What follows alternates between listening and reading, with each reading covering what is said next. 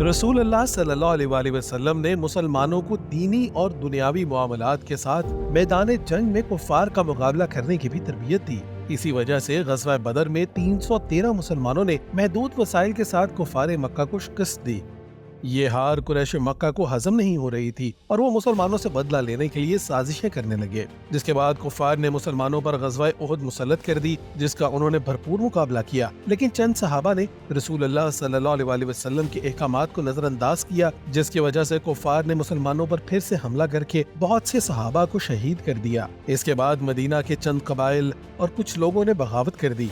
रसूल अल्लाह सल्लल्लाहु अलैहि वसल्लम ने इन हालात को भांप लिया और इस्लाम को गालिब लाने के लिए मदीना और आसपास के इलाकों पर नजर रखनी शुरू कर दी।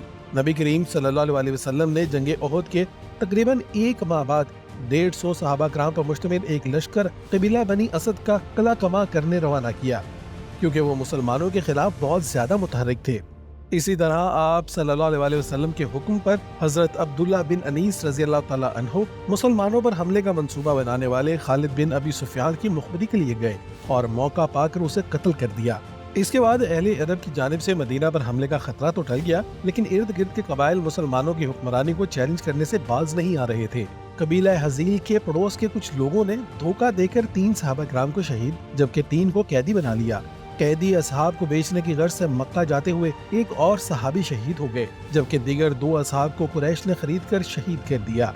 एक और वाक़े में कबीला नजद ने ईमान लाने का ढोंग रचाया और खुफिया तौर पर कत्ल की गर्ज से 40 सहाबा कराम को अपने साथ ले गए। सहाबा कराम रिजवानुल्लाह अलैहिम अजमाइन ने उनका डटकर मुकाबला किया और 2 असहाब के अलावा बाकी तमाम जामे शहादत नोश कर गए। इन वाक़यात से रसूल अल्लाह सल्लल्लाहु अलैहि वसल्लम शदीद रंज ज़दा हुए और दाखिली तौर पर साजिशी अनासर के सद्देबाब का अज़्म कर लिया। जंगे उहद, रजी और माउना के वाक़यात के सबब मुनाफिकीन और यहूद की हिम्मतें बढ़ गईं। चुनांचे आप सल्लल्लाहु अलैहि वसल्लम ने हजरत मोहम्मद बिन मुसलमा रज़ी अल्लाह तआला अन्हु को यहूदियों के कबीले बनु नसीर की तरफ भेजा और मुआहिदे की खिलाफ वर्जी पर उन्हें मुल्क बदर होने के लिए 10 रोज की मोहलत दी। यहूदियों ने खुद को अपने किलों में महसूर कर लिया, लेकिन रसूल अल्लाह सल्लल्लाहु अलैहि वसल्लम ने उनकी घेराबंदी करके मुसालियत पर मजबूर कर दिया और वो जान बख्शी के बदले जिला वतन हो गए। रसूल अल्लाह सल्लल्लाहु अलैहि वसल्लम ने उनकी ज़मीनें, बाग और असलहा मुसलमानों में तकसीम फरमा दिया।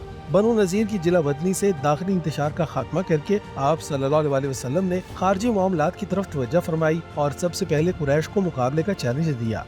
आप सल्लल्लाहु अलैहि वसल्लम एक लश्कर तैयार करके बदर पहुंचे। 2000 फौजियों के साथ आने वाला अबू सुफियान का लश्कर मुसलमानों की तैयारी का सुनकर वापस फरार हो गया। उसके बाद रसूल अल्लाह सल्लल्लाहु अलैहि वसल्लम ने यके बाद दीगरे अहले नजद और दोमता और जंदल पर लश्कर कशी की तो दोनों कबाइल लड़े बगैर अपना मालो मता छोड़कर भाग गए।